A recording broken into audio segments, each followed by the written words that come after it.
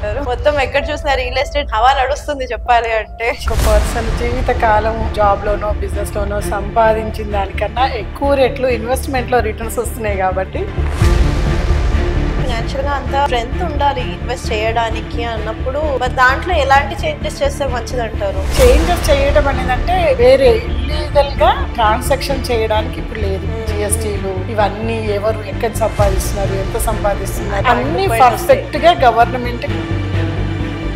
హైదరాబాద్ లో ఉన్న పరిస్థితుల్ని బట్టి ఎక్కడ ఇన్వెస్ట్ చేసి డబుల్ అయ్యే ఛాన్సెస్ ఉన్నాయి? మనం ఎక్కడ ఇన్వెస్ట్ చేయాలనుకుంటున్నాం అనేది ఇంపార్టెంట్. ప్యూర్లీ ఇన్వెస్ట్మెంట్ సెగ్మెంట్కి వెళ్ళి రిటర్న్స్ ఎక్స్పెక్ట్ చేసేటప్పుడు సిటీ శ్రీశైలం హైవే పైన వాల్యూ పెరిగింది, భూమి వచ్చింది అంటున్నారు. సో అయినా కానీ అక్కడ ఏ పర్టికులర్ లొకాలిటీస్ లో మనం ఇన్వెస్ట్ చేయడం వల్ల ఎక్కువ ప్రాఫిట్స్ చూడవచ్చు. శ్రీశైలం రోడ్లో కూడా అది కంప్లీట్ అవుతే 20 కిలోమీటర్స్ వరకు.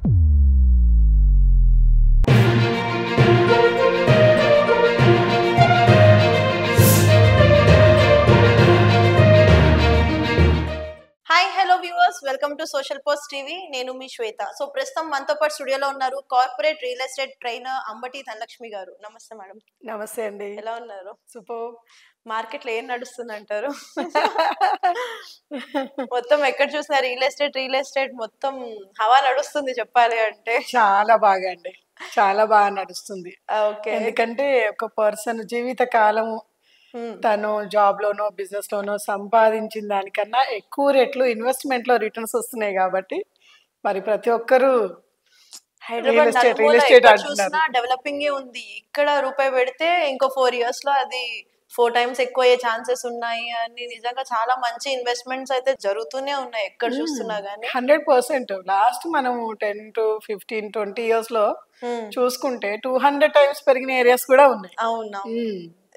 అట్లా మినిమం అంటే ఒక 10 years లో 4 times నుంచి. ఇప్పుడు డెవలప్మెంట్ ఒక 3-4 years లోనే 4-5 times మనం దాని ప్రాఫిట్ చూడొచ్చు అని ఎక్స్పెక్ట్ చేయొచ్చు. ఎందుకంటే ఇప్పుడు వచ్చే కంపెనీస్ కానివ్వండి, ఇప్పుడు మొన్న రేవంత్ రెడ్డి గారు వెళ్ళి ఒప్పందాలు తీసుకొని వచ్చారు కదా కొన్ని. నిజంగా గవర్నమెంట్ మారిన తర్వాత 29% రియల్ ఎస్టేట్ సేల్స్ పెరిగాయి అని అంటున్నారు. నిజమేనా? అది చాప కింద నీళ్ళలాగా పెరుగుతూనే ఉన్నాయండి. ఎందుకంటే సిటీలో చాలా వరకు తగ్గాయి అనడంలో కరెక్ట్ లేదు. కన్స్ట్రక్షన్స్ ఎక్కువైనాయి. నిన్న మేము ఎటు కొంపల్లి నుంచి వస్తుంటే అసలు ఎన్ని కన్స్ట్రక్షన్స్ అసలు కొత్తవి విపరీతంగా అపార్ట్మెంట్స్ కానీ కమర్షియల్స్ కానీ అసలు వందల్లో ఉన్నాయి. అంటే కొంపల్లి సైడే లిటరల్లీ చెప్పాలంటే మొత్తం అడవి అదంతా. అలాంటిది ఎక్కడ చూసినా ఇంకా లేస్తున్నాయి బిల్డింగ్స్ అసలు విపరీతంగా. నిన్న అసలు అంతా సెర్చ్ చేసాం మేము. వందల్లో కన్స్ట్రక్షన్స్ అవుతున్నాయి. అంటే ఒక్కొక్క దాంట్లో మళ్ళీ వందల్లో ప్లాట్స్. అంటే ఎన్ని వేల ప్లాట్ల కన్స్ట్రక్షన్స్ అవుతున్నాయి చూడండి. మరి అంత స్కోపు పబ్లిక్ దగ్గర కూడా ఉండాలి కదా. ఉండాలి. ఎందుకంటే ఏ తీసుకున్నా కూడా ₹1,00,00,000 పైనే ఉన్నాయి ఇన్వెస్ట్మెంట్స్. మరి ₹1,00,00,000 పైన ఉన్న దాంట్లో 20-30% చేతిలో ఉండి రిజిస్ట్రేషన్ కానివ్వండి, మరి డౌన్ పేమెంట్ కానివ్వండి, మిగిలిన లోన్కి వెళ్ళే కెపాసిటీ ఉన్న వాళ్ళే కొనగలుగుతారు. మరి అవి ఎక్కువ కడుతూ వెళ్తున్నారు కాబట్టి అవి కొనేవాళ్ళు తగ్గి ఉండొచ్చు. ఎందుకంటే అందరికి ఎలిజిబిలిటీస్ ఉండవు కదా. లోన్ 60-70 లక్షలు లోన్ ఎలిజిబిలిటీలు ఉండవు కాబట్టి ఫస్ట్ ఎవరికి ఫైనాన్షియల్ గా అంత స్ట్రెంత్ ఉండాలి ఇన్వెస్ట్ చేయడానికి అన్నప్పుడు మరి దాంట్లో ఎలాంటి చేంజెస్ చేస్తే మంచిది అంటారు? చేంజెస్ చేయడం అనేది ఇప్పుడు ఎట్లా ఉందంటే అండి, ఇన్వెస్టర్స్ మనకి షాపింగ్ మాల్స్ కానివ్వండి, ఇప్పుడు బయట తీసుకున్నా కూడా వేరే ఇల్లీగల్గా ట్రాన్సాక్షన్ చేయడానికి ఇప్పుడు లేదు. జిఎస్టీలు ఇవన్నీ ఎవరు ఎక్కడ సంపాదిస్తున్నారు, ఎంత సంపాదిస్తున్నారు అన్ని పర్ఫెక్ట్ గా గవర్నమెంట్ కి లెక్కలు చెప్పాల్సి వస్తుంది. ఇంతకు ముందులాగా లేదు. కాబట్టి ప్రతి ఒక్కరూ కన్స్ట్రక్షన్ ఫీల్డ్ లోకి మేజర్ గా ఎంటర్ అవుతున్నారు. ఇప్పుడు మనం పెద్ద పెద్ద companies, so-called companies, pharma industries వాళ్ళు కూడా మన అరవిందో చూస్తే అసలు హ్యూజ్ లెవెల్లో కన్స్ట్రక్షన్స్ నడుస్తున్నాయి. అట్లనే చాలా మెంబర్స్ రియల్ ఎస్టేట్ ఫీల్డ్ లో బిల్డర్స్ గా ఎంటర్ అవుతున్నారు. ఎంటర్ అయినప్పుడు వాళ్ళకి ఎంత పర్సంటేజ్ కావాలి? వాళ్ళు ఓన్లీ వాళ్ళకున్న డబ్బు అలా రొటేషన్ తిరిగి వైట్ కింద కన్వర్ట్ అయ్యి వాళ్ళకి ఎంతో కొంత 1% వచ్చినా హ్యాపీ. వాళ్ళు ఇన్వెస్ట్ చేసుకుంటూ వెళ్ళిపోతున్నారు. కొనగలిగిన వాళ్ళు కొన్నప్పుడు కొంటారు. ఇప్పుడు అదేం పాడైపోయే వస్తువు అయితే కాదు. ఎందుకంటే ఒక్కొక్క అపార్ట్మెంట్ కానివ్వండి, కమర్షియల్ కానీ కన్స్ట్రక్షన్ చేయడానికి 2-3 సంవత్సరాలు పడుతుంది. అవును. ఆ టైంలో గ్రోత్ ఎక్స్పాన్షన్ అవ్వడానికి స్కోప్ ఉంది. మరి ఇప్పుడు హైదరాబాద్ లో ఉన్న పరిస్థితుల్ని బట్టి ఎక్కడ ఇన్వెస్ట్ చేస్తే డబుల్ అయ్యే ఛాన్సెస్ ఉన్నాయంటారు? ఇన్వెస్టర్ అండి ప్యూర్లీ మనం ఇక్కడ ఇన్వెస్ట్ చేయాలనుకుంటున్నాం అనేది ఇంపార్టెంట్. హ్మ్. ఇల్లు అంటే నాన్ నెగోషియబుల్, ఉండడానికి ఇల్లు కావాలి కాబట్టి సిటీ లోకల్లో వాళ్ళకున్న వర్క్ ప్రిన్సెస్ని బట్టి ఎంత డిస్టెన్స్లో ఉంటే వాళ్ళకి ఈజీ అవుతుందో ఆ ఏరియాలలో దగ్గరలో ఇన్వెస్ట్ చేసుకోవాలి. రిటర్న్స్ అంటే ప్యూర్లీ ఇన్వెస్ట్మెంట్ సెగ్మెంట్కి వెళ్ళి రిటర్న్స్ ఎక్స్పెక్ట్ చేసేటప్పుడు సిటీ అవుట్స్కట్స్లో ఇన్వెస్ట్ చేసుకుంటే బాగుంటుంది. సిటీ అవుట్స్కట్స్లో అంటే మనకు హైదరాబాద్ నియర్ బై అంటే మళ్ళీ కూడా అదే మనం చెప్పాల్సి వస్తుంది. మేజర్గా షాద్ నగర్ వైపు ఎక్కువ రోలప్ ఓకే. నడుస్తుంది, అవును. అక్కడే ఎక్కువ నడుస్తుంది. ఎక్కువ నడుస్తుంది, ఇటు ఎక్కువ కోంపల్లి స్కోప్ కూడా సైడ్ ఉంది. ఉంది. నెక్స్ట్ ఎక్కువ షాద్ నగర్ లో అయితే షాద్ నగర్ ఎవర్ గ్రీన్ లాగా ఎప్పుడు కొత్త వస్తూనే ఉంటాయి. మ్మ్. ఎప్పటికెప్పుడు కొత్త కన్స్ట్రక్షన్ జరుగుతూనే ఉంటాయి అక్కడ. జరుగుతూనే ఉంటాయి. Shad okay. Nagar is evergreen. Hmm. తర్వాత మనకి ఇప్పుడు శ్రీశైలం హైవే కొంచెం మూవ్మెంట్ లోకి వచ్చింది. ముంబై హైవే, ఈ ఓకే. 3 రోడ్లు ఎందుకంటే మనకు ఒక రియల్ ఎస్టేట్ డెవలప్ కావాలి, అక్కడ ఆక్యుపెన్సీ పెరగాలి అంటే ఇండస్ట్రీస్, హ్మ్. మనకి ఎడ్యుకేషనల్స్, పాపులేషన్ గ్రోత్, ఈ 3 క్రైటీరియాస్ బట్టి ఉంటుంది కాబట్టి Yes. ఈ 3 క్రైటీరియాస్ ఉన్న ఏరియాస్ ఇవి. ఓకే. కాబట్టి ఆ ఏరియాస్ లో తీసుకుంటే ఎవర్ గ్రీన్. ఇప్పుడు బెంగుళూరు హైవే కూడా కొంచెం ట్రెండ్ లోకి వచ్చింది మార్కెట్ లో అనే చెప్పుకోవాలంటే అటు సైడ్ కూడా ఇన్వెస్ట్ చేస్తే ఇప్పుడు ప్రైజెస్ అనేవి కొంచెం ఎఫోర్డబుల్ ఉన్నాయి. తర్వాత అవి చాలా హై రిటర్న్స్ ఇచ్చే అవకాశాలు ఉన్నాయి అని అంటున్నారు. మరి ఇది ఎంతవరకు నిజం? 100% అండి. ఎందుకంటే హైదరాబాద్కి నియరెస్ట్ ప్లేస్ అంటారు. అవును. మనకి ఎంజీబీఎస్ బస్ స్టేషన్ 0 పాయింట్ అంటారు మనం కొలతల్లో. ఓకే. అక్కడి నుంచి తీసుకుంటే 45 to 50 కిలోమీటర్స్లో షాద్ నగర్ వచ్చేస్తుంది. ఓకే. షాద్ నగర్ నుంచి అప్ టు 10-15 కిలోమీటర్స్ వరకు మనకు ప్లాట్స్ సేల్స్ నడుస్తున్నాయి. ఓకే. కాబట్టి అది మున్సిపాలిటీ, హ్మ్. హ్మ్. 60 విలేజెస్కి head quarter, 6 lakhs above population, చుట్టుపక్కల అంతా ఇండస్ట్రియల్ క్యారిడార్స్ అనమాట సో మనకి. అంటే ఇప్పుడు అది ఇక్కడ ఇన్వెస్ట్ చేయడం వల్ల ఈ బెంగుళూరు హైవే పైన ఇన్వెస్ట్ చేయడం వల్ల సో మనకి త్వరగానే ఎక్కువ రిటర్న్స్ వచ్చే అవకాశాలు ఉన్నాయంట. అవకాశం ఉంది. మనకి ఓకే. 4 yearsలో తీసుకుంటే రీజనల్ రింగ్ రోడ్ కంప్లీట్ అవ్వడము, బెంగళూరు రూట్ని మనకు 12 లైన్ చేస్తున్నారు, అవును. ఇంకా ఎక్స్టెండ్ ఈజీ రూట్ చేస్తున్నారు. అయిపోతుంది ఈ అప్పుడు. 2 కంప్లీట్ అయ్యేసరికి అట్లీస్ట్ ఈ 4 yearsలోనే 3-4 times పెరగడానికి స్కోప్ ఉందనేది వావ్! నడుస్తుంది. ఓకే. అలానే శ్రీశైలం హైవే పైన వాల్యూ పెరిగింది, బూమ్ వచ్చింది అంటున్నారు కదా! సో అయినా కానీ అక్కడ ఏ పర్టిక్యులర్ లొకాలిటీస్ లో మనం ఇన్వెస్ట్ చేయడం వల్ల ఎక్కువ ప్రాఫిట్స్ చూడొచ్చు?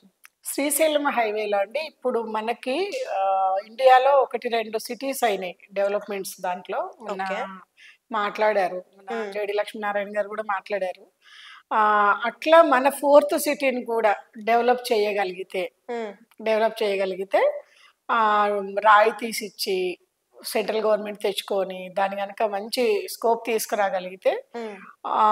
చుట్టుపక్కల ఎక్కడైనా అండి ఒక డెవలప్మెంట్ వచ్చింది. ఇప్పుడు మనకి హైటెక్ సిటీలో మనం ఆల్మోస్ట్ బంజారాహిల్స్లో కూర్చొని ఉన్నాం.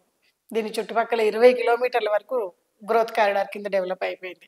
ఓకే. అట్లనే శ్రీశైలం రోడ్లో కూడా అది కంప్లీట్ అవుతే 20 కిలోమీటర్స్ వరకు మనకు గ్రోత్ కారిడార్స్ కింద వచ్చేస్తుంది. ఓకే. ఆ డెవలప్మెంట్స్లో మనం కూడా భాగస్వాములమే ఉంటాం. ఓకే. మూమెంటం నడుస్తున్న మాట అయితే 100% వాస్తవం. కాకపోతే ఏంటంటే బిఫోర్ ఆల్రెడీ మనకు అక్కడ ఫార్మాసిటీ అనౌన్స్ చేశారు కాబట్టి కొనగలిగిన వాళ్ళు అప్ టు 10 కిలోమీటర్స్ వరకు ప్యాక్ అయిపోయింది. హుహు. ఆ తరువాతనే మనకు ఇప్పుడు కొనుక్కోవాలనుకున్న కొనుక్కునే వాళ్ళు అప్పుడు వాళ్ళకి మూమెంటం. ఓకే. సేమ్ ఇదే ప్రాసెస్ లో మనకి ఇప్పుడు ఈ పటాన్ చెరు అంటేనే కొంచెం లాంగ్ అనే చెప్పాలి. అది దాటి మూతంగి, ఇస్నాపూర్ తర్వాత ముంబై హైవే ఏదైతే ఉందో ఈ రూట్ అంతా అక్కడ కూడా డెవలప్మెంట్ జరుగుతుంది అంటున్నారు. మరి అక్కడ అవునండి. ఇన్వెస్ట్ చేయడం ఎంత వరకు లాభాలు ఉన్నాయి? హైదరాబాదు ఫస్ట్ రియల్ ఎస్టేట్ భూము పెరిగిన ఏరియాలంటే ఇదే రోడ్ చెప్తాను నేను. ఓకే. మనకి అమీర్పేట నుంచి స్టార్ట్ అవుతే హ్మ్. పటాన్ చెరువు, ముత్తంగి, ఇప్పుడు కంది ఐఐటి, అక్కడి నుంచి నెక్స్ట్ సంగారెడ్డి వరకు కూడా సిటీ కన్సిడర్ కిందకి వచ్చేసింది.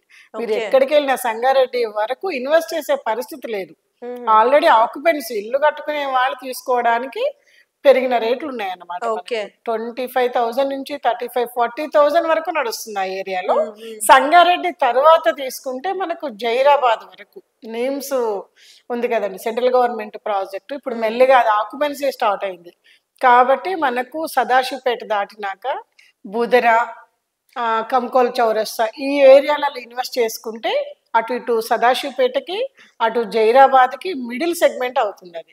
ప్లస్ నీమ్స్ కూడా దగ్గర అవుతుంది.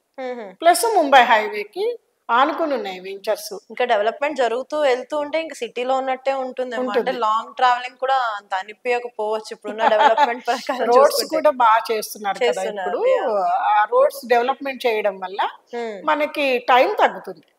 టైం తగ్గినప్పుడు సిటీ అవుట్స్కట్స్ లో ఉన్నట్టు ఉంటుంది. ఇప్పుడు రీజనల్ రింగ్ రోడ్ అప్రోచ్ అయ్యి సిటీలో ఎంటర్ అవ్వడానికి ఏరియా కాబట్టి ఆ ఏరియా స్కోప్ ఉంది కాబట్టి ఇంకా పోను ఎన్ని నిమిషాలు ట్రావెలింగ్ అని చూసుకుంటారు కానీ డిస్టెన్స్ చూసే పరిస్థితి ఉండదంటారు. ఓకే, మరి ఈ కందుకూరు ప్రాంతానికి వచ్చేసరికి అక్కడ ఎప్రిసియేషన్స్ అనేవి పెరుగుతున్నాయి అని అంటున్నారు కదా, అది నిజంగానే వాస్తవం అంటారా లేకపోతే ఒక హైప్ క్రియేట్ చేయడానికి జనాలను అట్రాక్ట్ చేయడానికి అట్లా ఏమైనా జరుగుతున్న స్కామ్ అంటారా? శ్రీశైలం హైవేలో కందుకూరి వరకు ఫార్మర్స్ అనౌన్స్ చేసినప్పుడే ఆక్యుపెన్సీ కంప్లీట్ అయిపోయింది. ఇప్పుడు కందుకూరు నుంచి నెక్స్ట్ వెళ్లాల్సిందే డెవలప్మెంట్ ప్రాసెస్ లో వచ్చేసరికి.